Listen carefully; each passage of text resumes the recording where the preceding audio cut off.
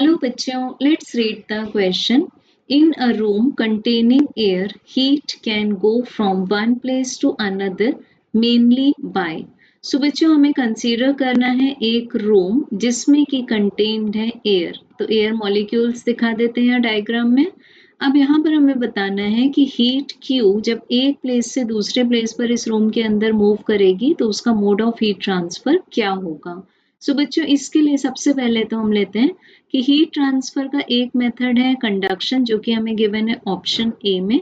But mainly ये solid molecules के बीच में सिंपल हार्मोनिक मोशन के हेल्प से होता है. और यहाँ पर इस मोड ऑफ हीट ट्रांसफर को हम लिक्विड सरफेस पर भी मान सकते हैं. अब दूसरा मोड ऑफ हीट ट्रांसफर है वो है कन्वेक्शन.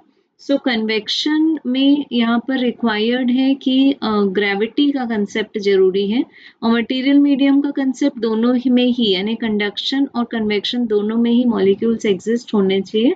तो इस केस में मॉलिक्यूल्स एग्जिस्ट हो रहे हैं. अब कन्वेक्शन में क्या होता है बेसिकली कि जैसे हम एक वेसल से एग्जांपल ले लेते हैं कि एक वेसल है, इसके अंदर एक लिक्विड है और इसको हम लोगों ने फ्लेम सप्लाई कर दी, हीट सप्लाई कर दी. तो यहाँ जो इसके बॉटम में मॉलिक्यूल है सपोज ए, वो हीट गेन करके अपर पार्ट में मूव हो जाएगा और वो अपर पार्ट में जाके टॉप सरफेस के मॉलिक्यूल बी को रिप्लेस करके लोअर में भेज देगा और इस तरह से इनकी डेंसिटी में चेंजेस आते जाएंगे.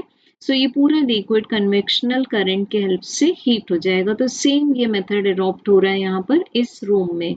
अब थर्ड जो मोड है हीट ट्रांसफर का रेडिएशन. सो रेडिएशन जो है वो fastest mode of heat transfer है.